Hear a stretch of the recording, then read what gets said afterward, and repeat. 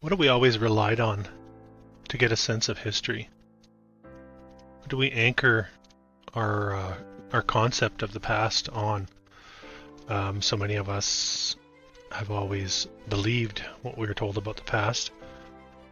So much of those historical accounts come from books, scholarly research, and a lot of it even comes down through time, through word of mouth from our ancestors.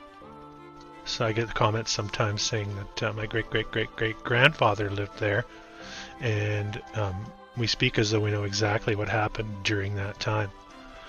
And it kind of reminds me of that game Telephone, where you're in a circle and you're passing a secret along between people, and it starts as one phrase and it ends as a completely different phrase. And I think that's kind of what history is as well. Is we can't anchor our knowledge of history on anything solid. Despite the deception, or apart from the deception, there's also the what gets lost down through time, I suppose you could say. So in this field of research and here on this channel, we are looking at history with fresh eyes. We are not hanging our hat on any assumptions. We are not saying we know for sure what happened, because we weren't there. So if we say we know for sure, we're taking that on faith from what was written down and what was passed down. And I just don't think it's reliable. So on that note, welcome to Exploring the Old World, Episode 6.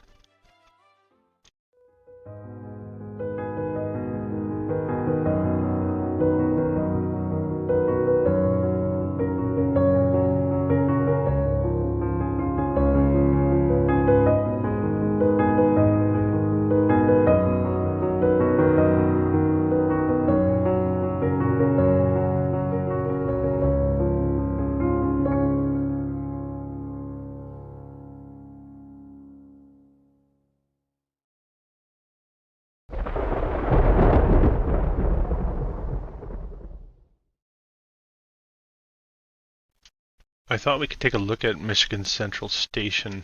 This place just reopening recently after being closed for several decades. Interesting story surrounding it all, really. Now this restoration taking 6 years to complete, and the skilled work of 3,100 tradesmen, and men and women. But when they built this thing, it only took 4 years. Less than 4 years, actually. Now, the original Michigan Central Railroad Depot was here, an old world wonder. You can tell it's not made of combustible materials. That will be important as we move forward. But we are told the railroad's business is growing. In 1906, they're digging an underwater tunnel, and so they decide a much larger rail depot needed to be built in Michigan, closer to the tunnel. It makes you wonder where the tunnel and the station there previous. So the city gives the go-ahead building permit in 1910. 50 acres are allotted to it. 300 small wooden framed homes are bought and condemned to make way for the train station. And we do have some construction photos here that I thought we could roll through. This one is the best of the bunch. And I got excited when I saw that one. I said, okay, well, maybe they did build it. Maybe there isn't any conspiracy surrounding the old world.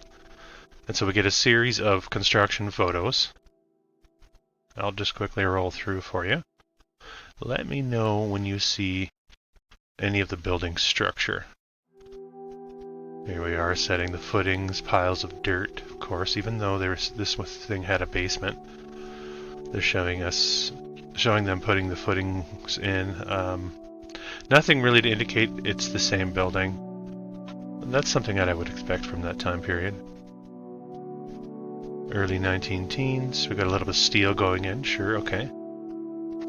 And some concrete work. Is that the station or is that a different location? This tower has to come down to make way for the railroad. Let's go to the bottom. Let's cut to the chase. Here we are. That is the best they could come up with, apparently, for a construction photo of the structure. After seeing such clear images of the footing, it has to make you wonder.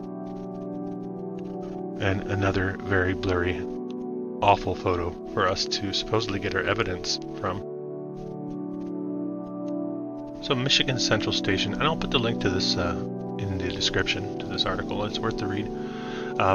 Consisted of a 3-story train depot and an 18-story office tower. 8 million bricks, 125,000 cubic feet of stone, 7,000 tons of structural steel, and so on and so on. Let's get to the timeline. The depot was to be formally dedicated on January 4th, 1914, but a fire burns that previous rail depot that I mentioned, and it burns it to such a state that in a panic they move all operations over to the Michigan Central Depot of our focus the next day. It's absolutely ridiculous, if you ask me. So 2 weeks early, they have to open this place up. And here's the quote. Before the firemen had uncoupled the hose at the old place, trains were running into and out of the new station. And of course the local newspaper, the Detroit Tribune, giving us all the juicy details of the events at the time. And now the ceremony to dedicate the new station had to be cancelled because it was already opened as a result of the fire on the other station. And now let's remember the building permits were obtained May 10th, 1910, and this thing opens up December 27th, 1913. So we're looking at a 3.5-year construction time in this time period. Remember what I said earlier, the 6 years that it took to restore this thing in our modern time. It's an army of tradespeople. And in that 3.5-year time period, they created the Temple of Transportation. Marble floors in the waiting rooms, soaring 54.5-foot ceilings, modeled after the public baths of ancient Rome, coffered arches, waiting rooms decorated with marble floors, bronze chandeliers, gargantuan 68-foot Corinthian columns, etc., etc. In addition to the arcade and waiting room, the station featured a restaurant with vaulted ceilings, a main concourse with copper skylights, and a lunch counter. At the west was a waiting room with the restaurant featuring marble counters and floors of Welsh quarry tile. 20 skylights were in the main concourse, and 10 passenger gates for rail travel. Again, all of this being built in that 3.5-year time period. The office tower had more than 500 offices. I find this one curious too. They say initially the railroad's various departments filled 7 of the floors, making it a beehive of industry. The local Free Press wrote, on December 31st, 1913, that's only 4 days after opening, it's already a beehive of industry. And the office tower's halls were lined with white marble wainscoting and terrazzo floors. We have a 1-floor underground parking garage. And then the article goes on to chart the decline of this station. I won't read much of that for you. I'll give you a brief summary. By the 60s, basically, rail traffic is a small fraction of what it once was. And in 1971, the federal government takes it over, formed Amtrak and takes over the station. They tried to do a little bit of a restoration in the late 70s, but it didn't really take off. And they say the last train in 1988, and then the place goes into decline. It eventually gets bought by a real estate developer. All that time, they're unable to maintain it, and it's getting heavily vandalized. Apparently, there was a documentary train station in 1998 about the graffiti and vandalization of this structure. And I looked for that documentary, but I couldn't find it. Maybe you'll have better luck. If you do, send me the link. And then we get to this battle between government and private developers. At some point, I think it's 2009, there's basically a demand to tear this thing down, but because it's on the National Register of Historic Places, they weren't allowed to do that. And then they also talk about the exorbitant costs it would have taken to demolish this thing. So eventually we get up to 2018. The Ford Motor Company buys it off of the Maroon family that owned it, and they restore this thing. And like I said, it takes about 6 years and over 3,000 workers. At the end of the article, they have this list of all the unbelievable statistics from the resurrection of the station. It gets into how much marble was restored. This is all restoration work. This is the cleaning up of, replacing broken, removing the old stuff. And I guess the point of this is it took almost twice as long for us to restore this in the modern day as it apparently did for them to build this from scratch with all the train sheds and an underground parking garage. It took them in 1910 to 1913. So, what do you think?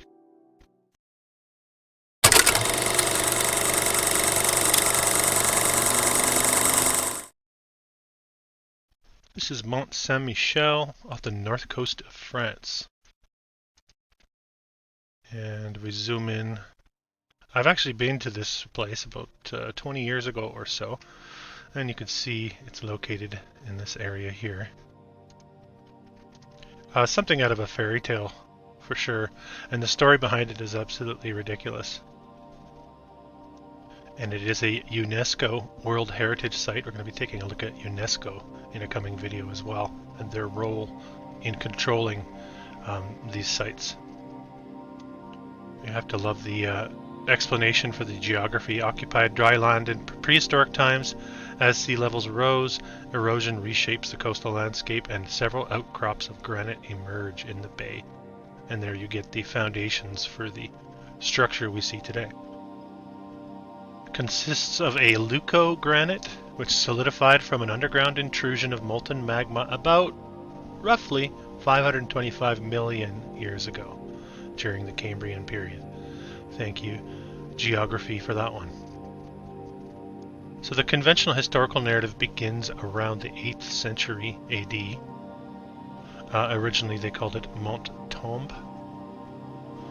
According to legend, the Archangel Michael himself appeared in 708 to this gentleman here and instructed him to build a church on the rocky islet. Well, I would do the same if the Archangel Michael appeared to me. So inspired by the Archangel Michael himself. And they were unable to defend it from the Vikings. King of the Franks agreed to grant the peninsula. This is all... You have to wonder about how they get so much detail in such an early time period. Of course, we're having to reference the monks and their scribing of history, right? And we know that history was rewritten by the Jesuit order and those within those types of organizations. So much of this cannot be trusted, and it really reads like a poorly written fictional backstory, as far as I'm concerned. An interesting story here. 1067, the monastery gives its support to William the Conqueror in his claim for the English throne, and as a reward for that support, William the Conqueror gives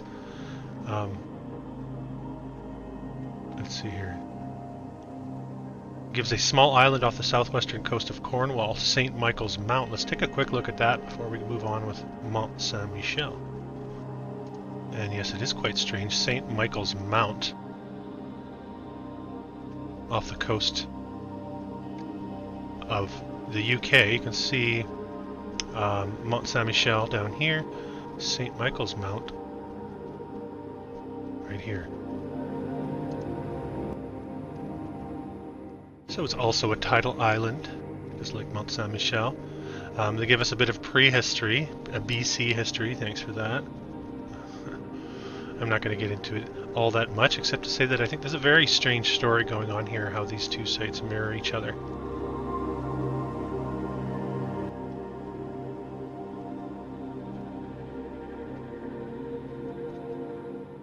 Alright, we'll move back to the Mont Saint Michel now. So you get a long history of war going back and forth between the French and the English. The 100 Years' War, the English unsuccessfully besieged Mont Saint Michel, which was under French control. Of course, why wouldn't you want an island in the middle of the ocean as a strategic location? Much like star forts are a poor idea for a strategic location in a war. The same argument can be made for these places. So then we can fast forward all the way to the 1870s, which is the time frame which we focus on heavily here on this channel. And we have French architect Edouard Corrier, who was responsible for assessing the condition of the Mont. They say it took him about 2 years to convince his minister to classify it as a historic document. I guess they just weren't convinced. And from then on, they devote 15 years, or he devotes 15 years of his life to the restoration of this location. Under his direction, gigantic works were undertaken, starting with the most urgent. He wrote 4 books on the building, and his name remains forever attached to the resurrection of Mont Saint Michel. And I'll just show you the progression of this place. And it looks like I just skipped right over it, but this is their depiction of the Mont in the 10th century. Originally it was just a humble little abbey on a rocky outcropping. In 11th and 12th century they've built up the humble little abbey. And I must say, when I went there, well before I had the eyes to see any of this old world stuff, what struck me beyond the grandeur of the architecture itself was how perfectly flat the floors were. I remember walking into the abbey itself, and I couldn't believe how perfect the floors were, especially for something that was supposedly built 1,000 years ago. This is all hammer and chisel narrative, right? And I don't think any of it's true. I think this is a backstory, and a poorly constructed backstory. This is supposed to be in the 17th and 18th century, so now they're building on it. Nobody wanted to live there, I guess, until then. And then you have, after all the alterations by the architect, what it looks like here in the modern day. And as you can see, the types of photographs of this place, the architecture is absolutely impeccable. Not making sense, especially when you factor in the logistics of having to transport these materials to this tidal island. It really makes no sense at all. And you have to wonder if the Archangel Michael himself came down and helped with the construction of this place. Very interesting, what we would consider medieval architecture. Well, of course we know medieval is a cover for the old world, and I think what we're looking at, a lot of architecture that has survived some sort of cataclysm. Here is one of the abbeys down on the rocks, and you can see we have some curious foundations going on here. There's another good example of where geography and geology blend. But a really amazing structure.